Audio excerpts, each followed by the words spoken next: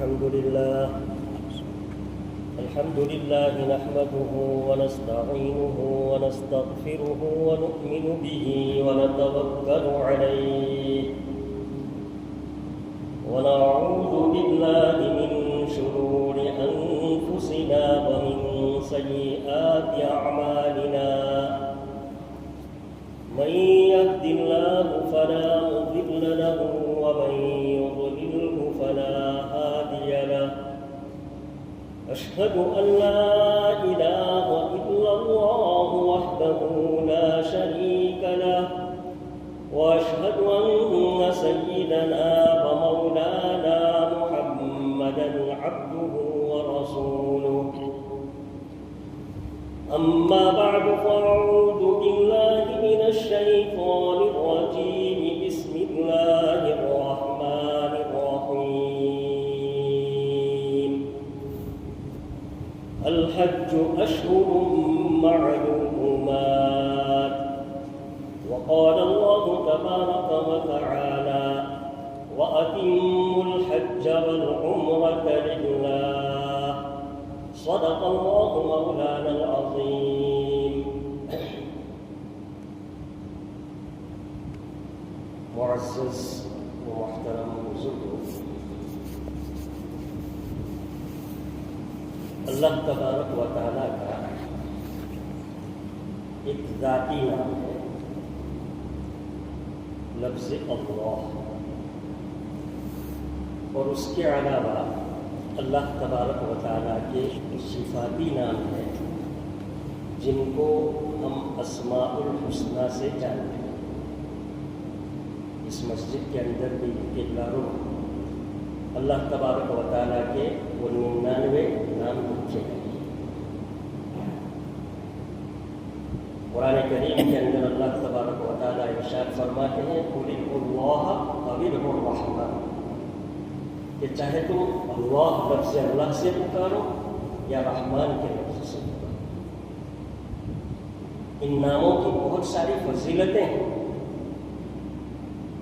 جناب نبی کریم صلی اللہ علیہ وسلم نے ایک روایت کے اندر ارشاد فرمایا ان اسماء الحسنی کے بارے میں کہ من احصاها دخل الجنہ، کہ جو ان 99 ناموں کو یاد کر لے گا اللہ رب العزت اس کو جنت میں داخل فرمائے گا۔ اور ایک روایت کے اندر ومن حفظها، حفظ کا لفظ ہے، دونوں کا معنی بالکل سیم کہ آپ جس لفظ چاہے اس کو یاد کر لو، اس کو سمجھ لو، روزانہ کا معمول بنا لو۔ آدمی جب روزانہ ان 99 ناموں کو پڑھے گا تو ایک نہ ایک دن یہ تمام کے تمام نام اس کو ازبر ہو جائیں گے، زبانی ہو جائیں گے۔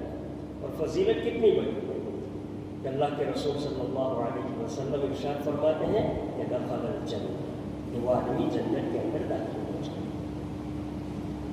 ان ناموں کے اندر جب ہم غور کریں، ہم سوچیں، تو ہمیں معلوم ہوگا کہ اللہ تبارک و تعالیٰ کی جو صفتیں ہیں وہ 2 قسم کی صفتیں ہیں۔ ایک تو صفت جلال، کہ بعض اللہ تبارک و تعالیٰ کے نام وہ ہیں جن سے اللہ تبارک و تعالیٰ کا جلال ظاہر ہوتا ہے، اللہ تبارک و تعالیٰ کا غصہ ظاہر ہوتا ہے، اللہ تبارک و تعالیٰ کا غضب ظاہر ہوتا ہے۔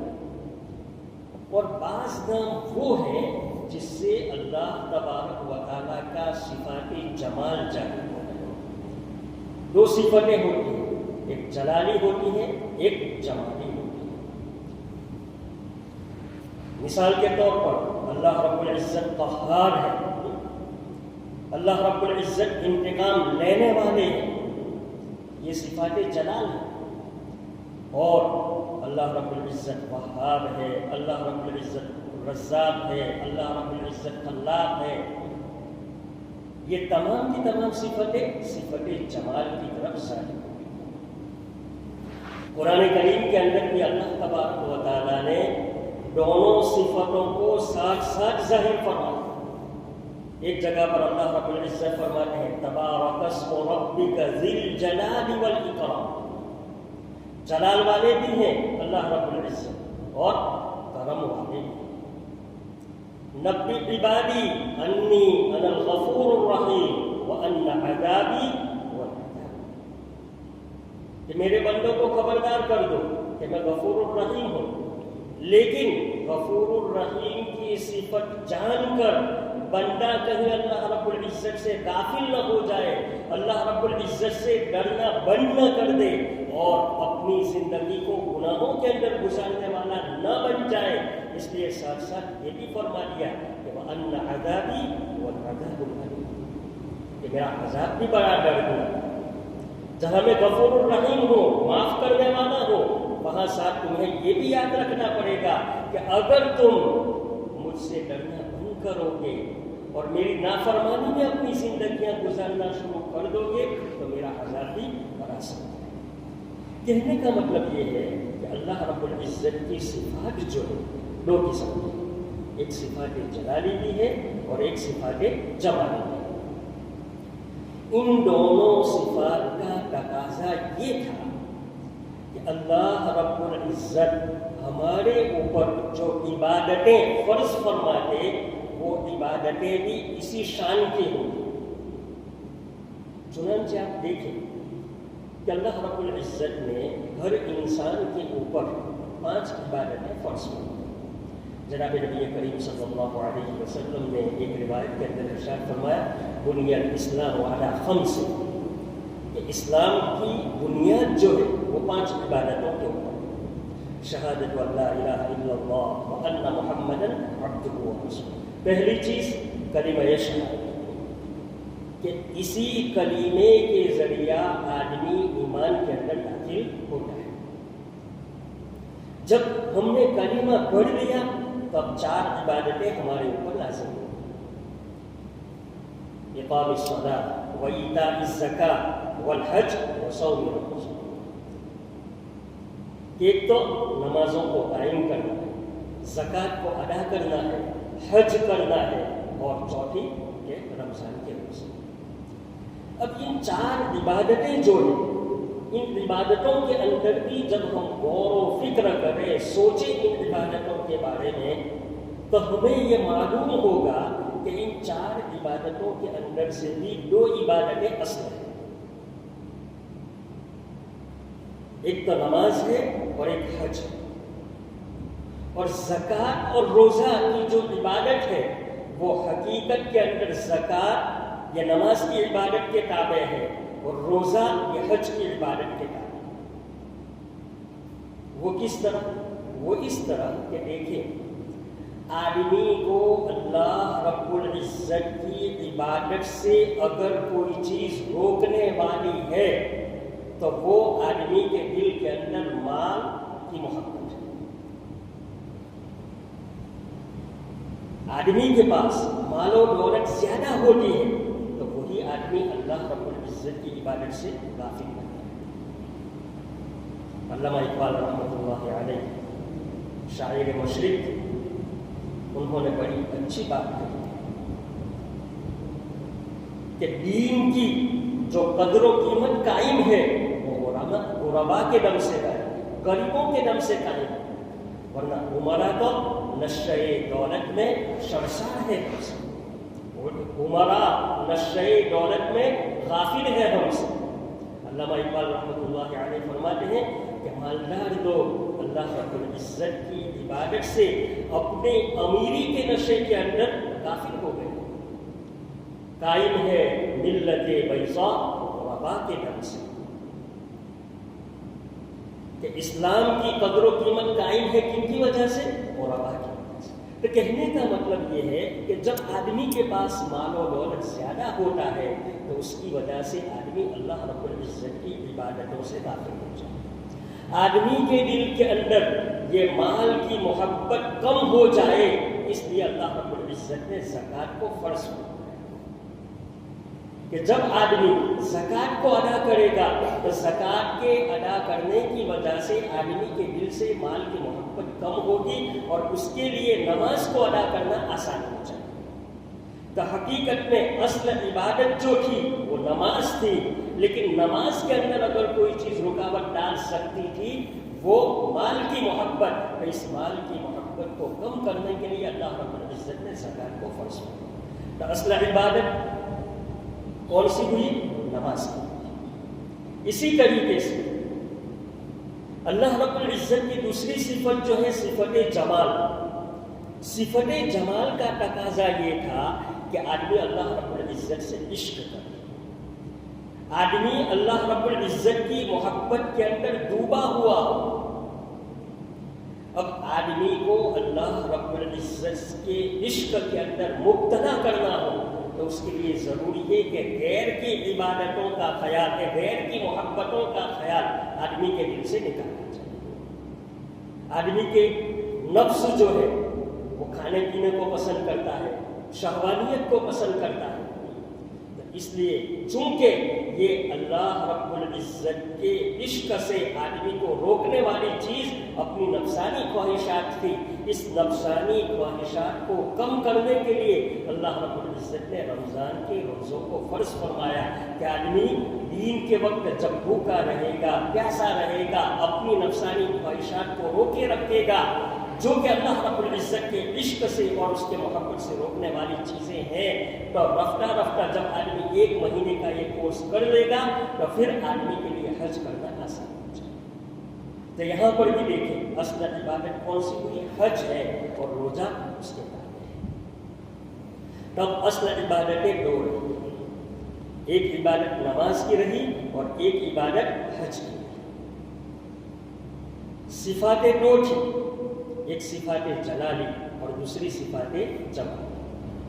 صفات جلالی کا مظہر جو ہے وہ ہے نماز.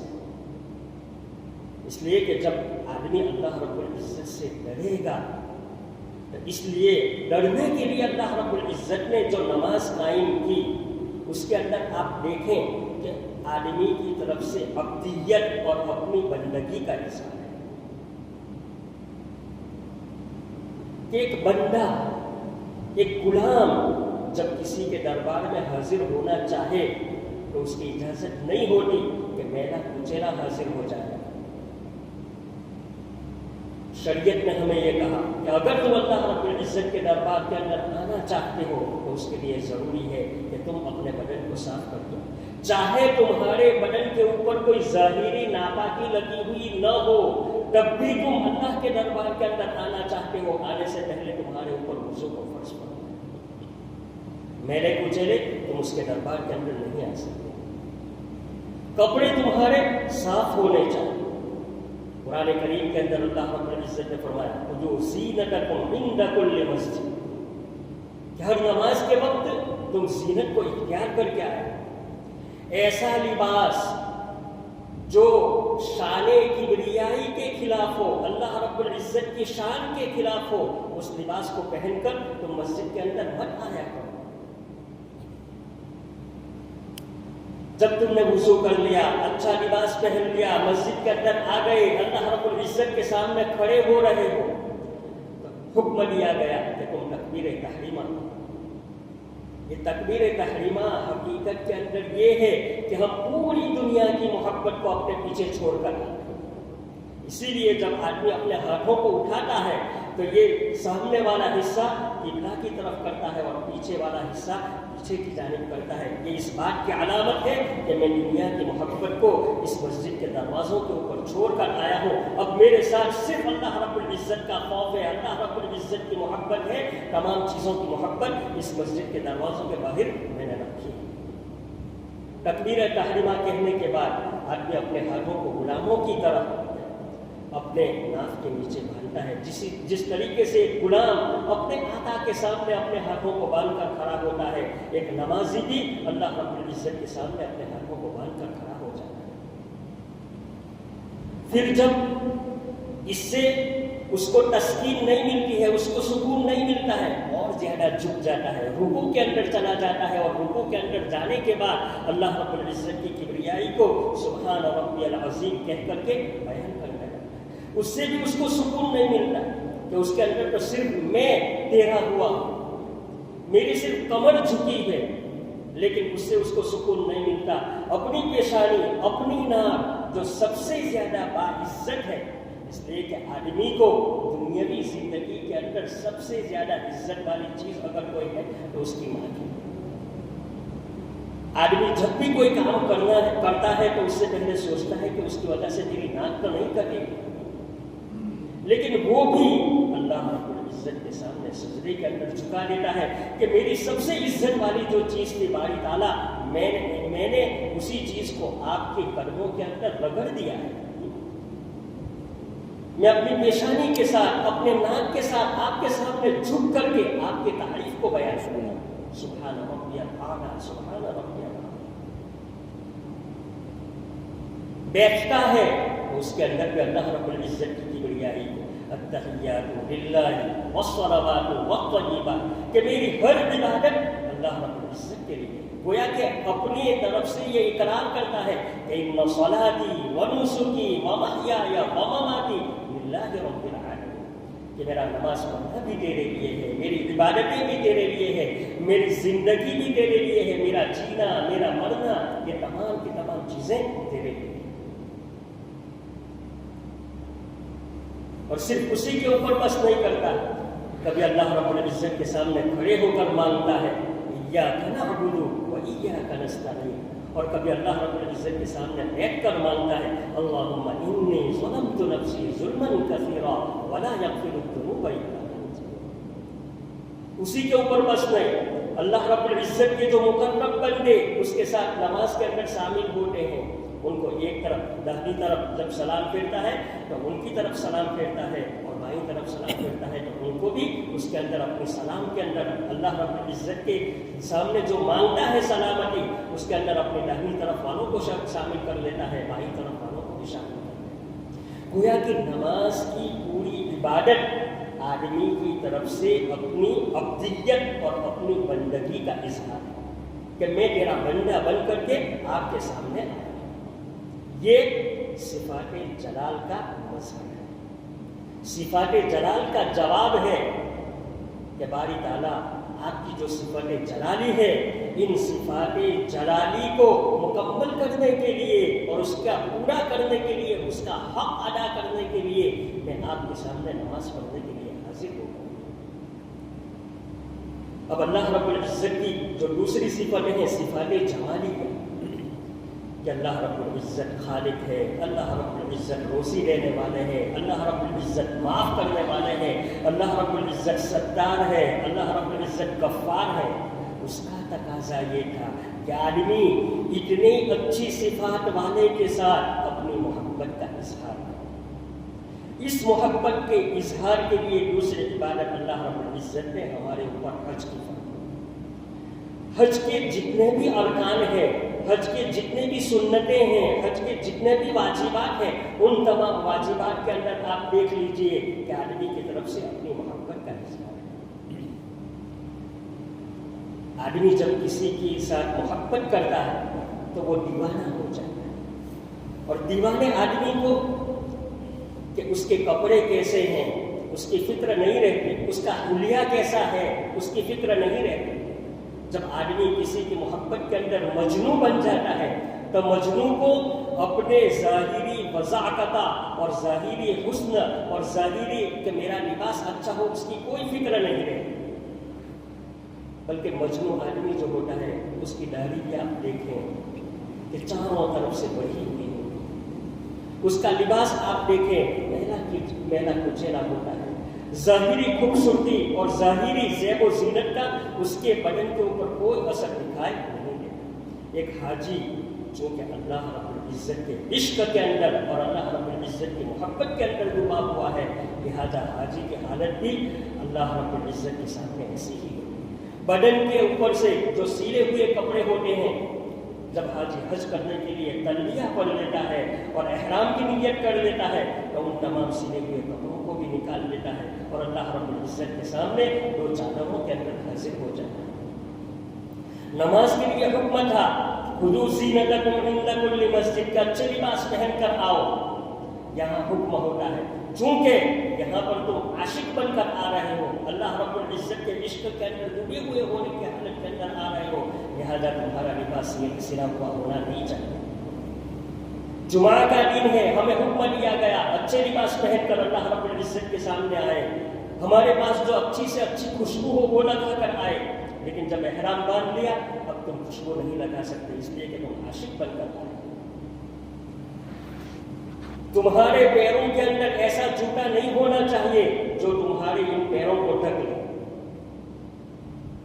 आशिक की हालत ये होती है कि जब उसको अपना माशूक नजर आता है उसकी तरफ लपकता है, दौड़ता है। हाजी भी जब अल्लाह रब्बुल इज्जत के काबे को देख लेता है उसकी तरफ लपकता है, दौड़ता है।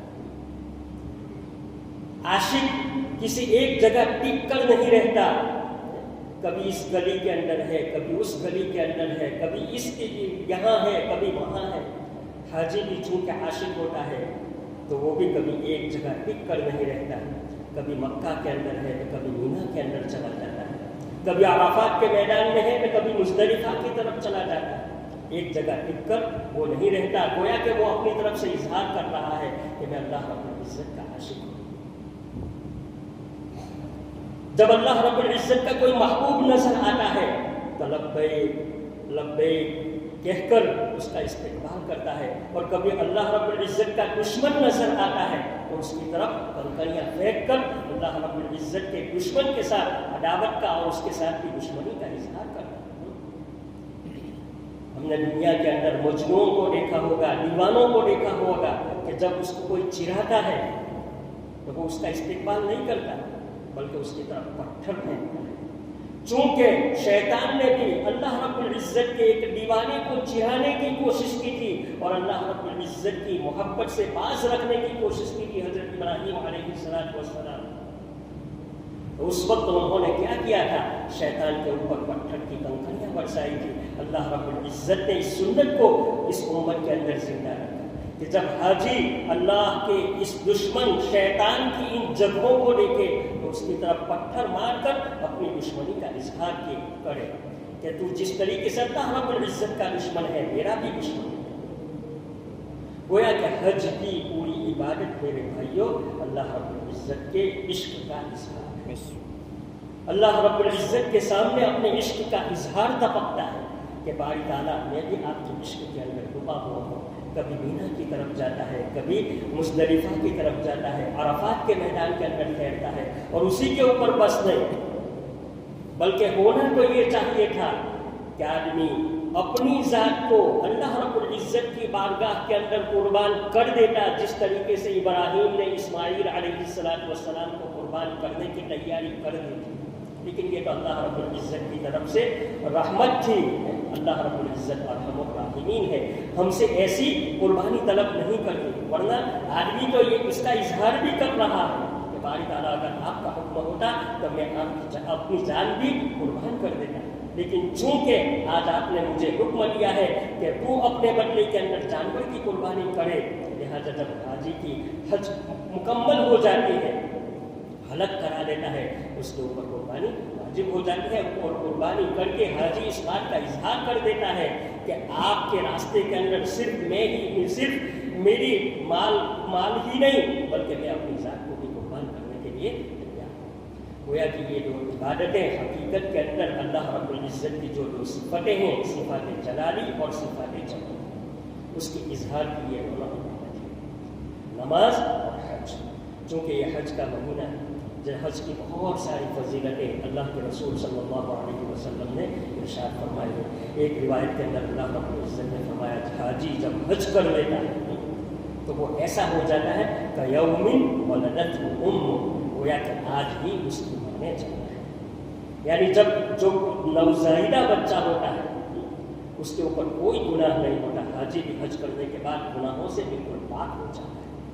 और न करने के ऊपर अल्लाह के रसूल ने बड़ी इरशाद फरमाई कि आदमी ताकत होने के बावजूद जब हज नहीं करता तो अल्लाह रब्बुल इज्जत उसकी कोई परवाह नहीं करते कि वो यहूदी होकर मरे या नसरानी होकर मरे। इसलिए मेरे भाइयों, कहने का मतलब ये है कि अगर अल्लाह रब्बुल इज्जत ने हमें माल दिया है, अगर हमारे ऊपर हज फर्ज हो गई है तो हम इंतजार न करें कि तमाम जिम्मेदारियों से फारिग होकर मैं हज करें। आदमी दुनियावी जिंदगी के अंदर कभी भी फारिग नहीं होता। بلکہ جیسے ہی اللہ رب العزت ہمیں مال عطا کرے اور ہمارے اوپر حج فرض ہو جائے تو اس کو ادا کرنے کی ہمیں فکر کرنی چاہیے۔ اللہ رب العزت سے دعا ہے کہ اللہ تبارک و تعالی ہم تمام کو اس کے گھر کو دیکھنے کی توفیق عطا فرمائے، بار بار عطا فرمائے، اور اللہ رب العزت جو لوگ اس سال حج کے اندر گئے ہیں، جانے والے ہیں، ان تمام کو حج مقبول مبرور نصیب فرمائے۔ آمین وآخر دعوانا الحمدللہ رب العالمین۔ اس مدد